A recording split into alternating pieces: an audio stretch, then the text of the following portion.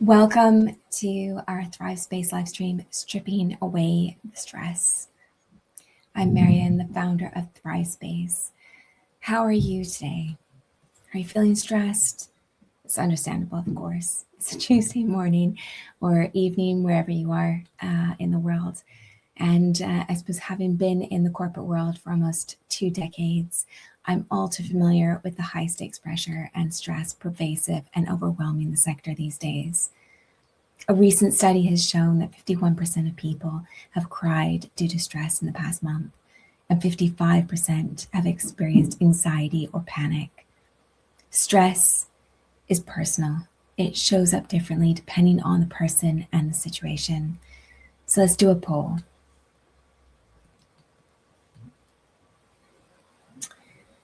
How is stress showing up for you today?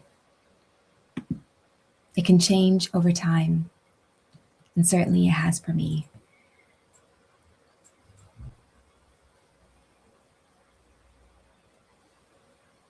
Sometimes it has shown up, like now, I suppose, being irritable, especially if I'm up against a deadline with multiple things coming at me from all over.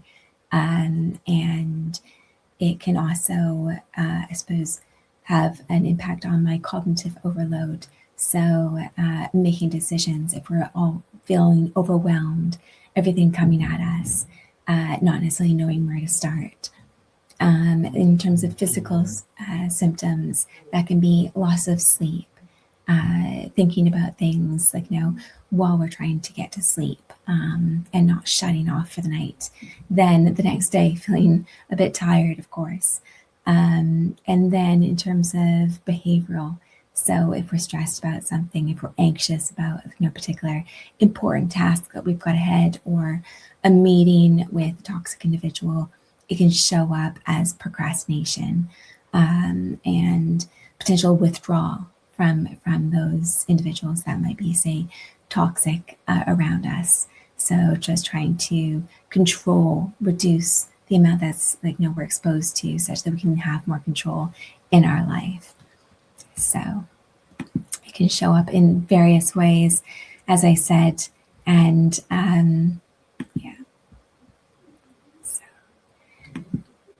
this morning, and I suppose in any day, in any situation, it can depend on the situation. It can also evolve over time. So in the past, it might have been, say, cognitive overload, or certain types of stress can create that, whereas other types of stress, for instance, dealing with certain personalities, it can be more, say, fatigue as you try and figure out how to best approach certain meetings. So it can change, as I said, and as I've mentioned in previous live streams and posts, stress is on the rise, and it's rising exponentially. So some of the figures from the Mental Health First Aid England found that 3/4 of us report moderate to high levels of stress these days. So that has been fluctuating. It's been as high as 91%, and right now it's about 79% of us. So few of us have put in implementing strategies to reduce that stress, but it's still an overwhelmingly high figure, and it's at unprecedented levels. It's pervasive across industry, across firms, companies, all over, and the types of stress that are impacting us is also quite varied. 10% of adults have taken time off work due to mental health reasons in the past year, and 45% of those absences have lasted more than a month. That is a shocking figure. So it's not a quick break. It is pure overwhelm, and our system just needs to reset. And it's taking over a month to be able to do that reset. So that was a bit surprising to me. I don't know if those figures have surprised you at all, but certainly the 45% one has been a shocking one for me the past few days. So something that we're here to address. What would it mean to you to not carry the emotional cycles, to rise and feel empowered in a room with toxicity when toxic individuals enters? Taking back control of your time and energy, and having more meaning in what you do every day. So, what are some of the key stressors facing us in the corporate world these days? There's various ones. Like I said, we've covered some of them on a previous previous live stream. There's many about. These are just a few, a handful of ones that we're highlighting today. It's first is others dictating our time. So the endless meetings, as an example, the toxic behavior, everything's urgent culture, AI and job security, and misalignment. So which one of these sort of resonates with you, or perhaps all of them resonate? It's certainly ones that I can appreciate and understand, having been in the space. So let's strip away the stress and take a layer off the shoulders each day. So how good would that feel for you? Is it a relief? Would it unveil some more energy? Hopefully, and that's what we're here to do today. So where do we start? Let's start with the first. So it's the endless meetings, just taking control of our diary, of our time, of our energy. And when you've had a 20-year corporate career and now staying with your aunt, who's an HR director, there is a new definition of taking work home, this second shift. But this is not the first time that I've had a second shift. If you're here today, it's likely you've had a day where your jaw clenches as you see another meeting go into your diary. And it's taken the last free time until 6 p.m. You feel disheartened because you don't even have an opportunity for the basic human needs like food and the bathroom. You fill your days with meetings, many of which that feel unnecessary, and you feel like you're starting your real work at 6 p.m., the second shift. When your schedule is dictated by others, your brain interprets this as a loss of autonomy.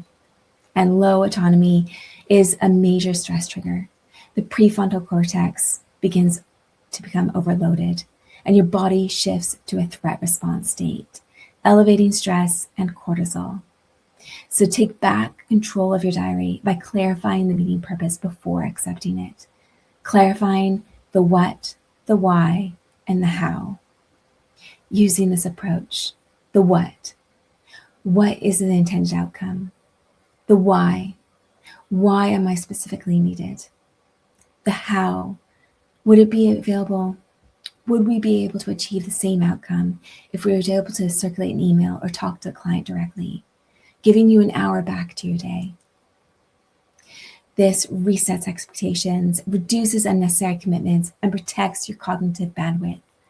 Regain control over your diary. Avoid the internal threat response by following the what, the why, and the how approach. The key is not to prioritize what's on your schedule, but to schedule your priorities. The toxic behavior. You finish a call with your manager, taking off your headset, feeling either numb or you're one that prefers to say cried out. Feeling small, having been criticized for procedures you've worked countless hours doing. The toxic behavior has been reported as 22% of us as a source of stress and reason as to why we've left a job. And it impacts our performance. As much as 60% more errors. Have you noticed this error rate? It also impacts our health. Chronic stress from toxic work environments can lead to depression, heart disease, and cancer, according to the U.S. Surgeon General. The toxicity can range from yelling, manipulation, or undermining, bullying, and much more. I've experienced all of these.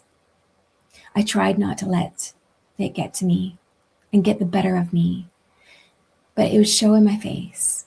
The toxic individual won as I allowed them to get to me. Toxic interactions create immediate tension in our body. You can feel your emotional frame slipping as the other person dominates the tone in the room. Toxic behavior spikes cortisol, impairing emotional regulation and decision-making. Whoever holds their frame, positive or negative, absorbs the other person's emotional state. The toxic individuals are often skilled at maintaining a frame. So how do we strengthen our frame intentionally? Before a meeting, use gratitude reminders to anchor your energy. During the meeting, create psychological distance with the phrase, "This is their emotion, not mine." Recognize their feeling, but reframe the issue as a shared problem. I can see this is frustrating you, so let's address your concerns in the solution. And after the meeting, use positive anchors like music, going for a walk, or reset ritual. This discharges residual stress. These days, I'm responding to toxicity with compassion, as there's something possibly wrong in that person's life such that they're having to behave in this manner. It follows Gandhi's approach. The more toxic the individual was, the more compassion Gandhi would show them. Refusing to absorb the toxicity by strengthening our own frame with positive framing habits before, during, and after the meeting. Do you see the power in this? No one can make you feel inferior without your consent. The everything is urgent culture. You look at your inbox and every email has a red flag next to it. A wave of overwhelm floods through your body. You lean back as you don't even know where to start. The unrealistic deadlines. Can you turn this around in an hour? The manufactured deadlines. We need this ASAP for the partner review. The lack of client management. I know it's 5 p.m., but the client just asked for this. The understaffed projects being treated as personal responsibility. We're behind schedule. No defined end to the workday. We'll stay until we finish this. These are all too common in the corporate world. Every day for some people, including myself. Every task is labeled as critical. Every deadline is immediate. No respite. There's no space for your mind and body to reset and rest. Relentless urgency keeps stress hormones elevated. Without recovery time, mental and emotional and physical exhaustion accumulate, leading to chronic stress. Clarify priorities by asking 3 whats. What is the underlying reason behind this deadline? What makes this task critical? And what is the actual consequence if this is delivered later? The clarity gives you confidence to push back and refine your daily priorities instead of absorbing artificial urgency. I wish I had pushed back more. It can feel like we can't push back early in our career, but that's when I wish I had.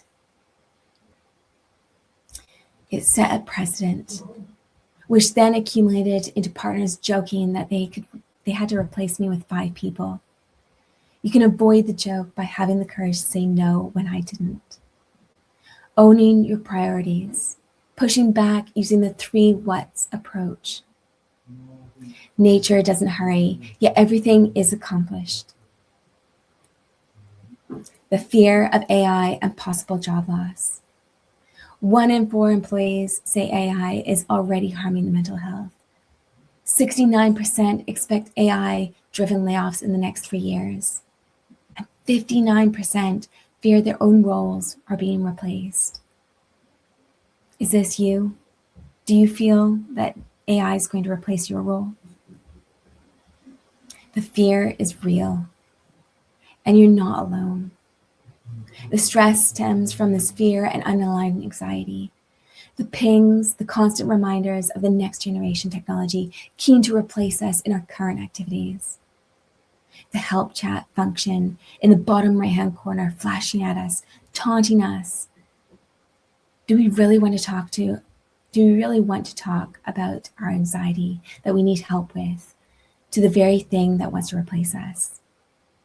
The fear of being replaceable creates this anxiety, this overwhelming feeling capable of paralyzing us in the midst of a task. So what do? First, the learning.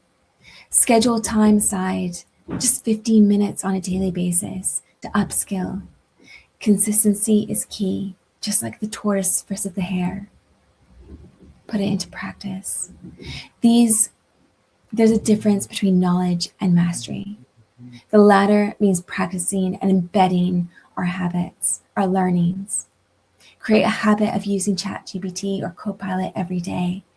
This week, someone reminded me that I can ask AI how to best frame a prompt when to get the output I want. And address anxiety. Recognizing that our brain tends to focus on the negative for survival, the worst catastrophic scenario. Challenge ourselves on the probability factor. No one can predict the future. The best possible scenario is just as likely, and reality may be somewhere in the middle. Label the thinking as this is just my anxiety talking, not reality. Our anxiety can hinder our best thinking and actions. There are free resources out there, so take advantage. Gain the advantage over those that want to wait. Invest in yourself. Choose action over inaction, not letting fear hold us back from everything that will help us succeed. There have been significant technology changes over the decades. Computers, internet, social media, and now AI. Adapting is part of life's journey. Worry is a misuse of imagination. Misalignment of values. I recently posted a video mentioning a study which found 37% have gone against our values to get ahead at work. That's over a third of us. Can you believe it? Such a high number. What does our habitat say about where we're going? Are we clear on our direction of where we're headed? The desk is chaos. Is that reflective of where your head's at? You feel internal resistance, stress that does not go away because your work and environment conflicts with your core values. Value misalignment creates chronic tension. Over time, this becomes sustained stress and eventually burnout. Realign by clarifying your internal compass. Rank your values and create a vision. Ranking your values, because sometimes our values can come into conflict.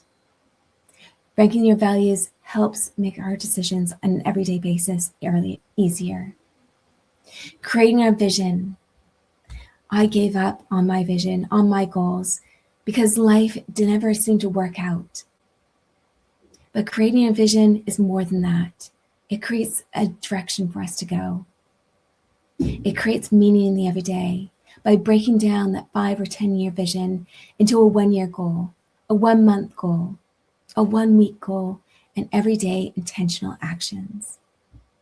Prioritizing activities that align with your values and your vision. Alignment reduces friction, restores clarity, and lowers stress. Be clear on your vision and your values, which will make decisions easier.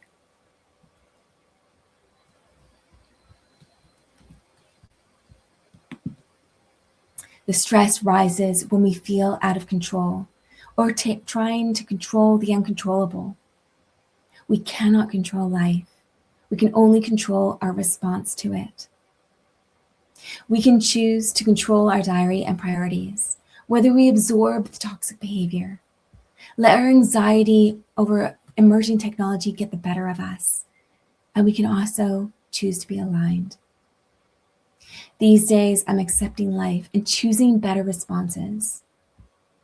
Stripping away stress by taking back control of my diary.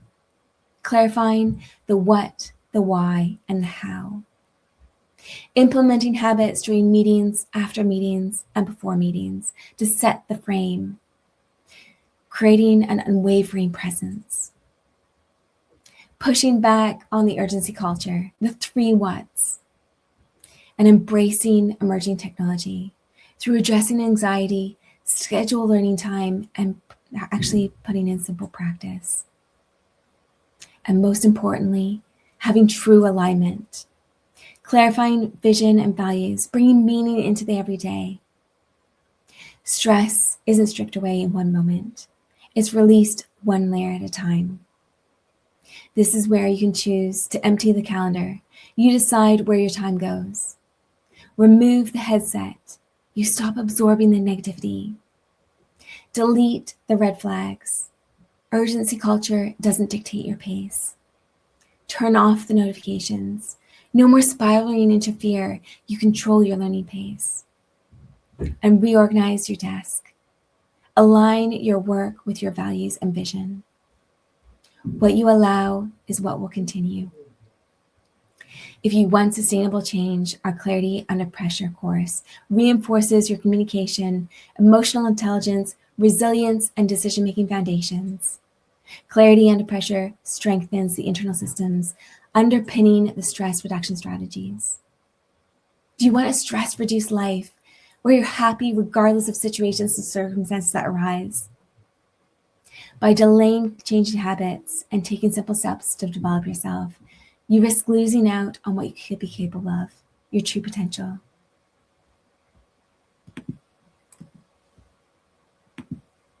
Control your destiny, or someone else will. The choice is yours. Thank you for joining today, and the slides will be available shortly on our website. Wishing you a stress-reduced and joyful rest of your day. Look forward to seeing you at our next live stream on the 11th of June. Have a great day, and cheers to all.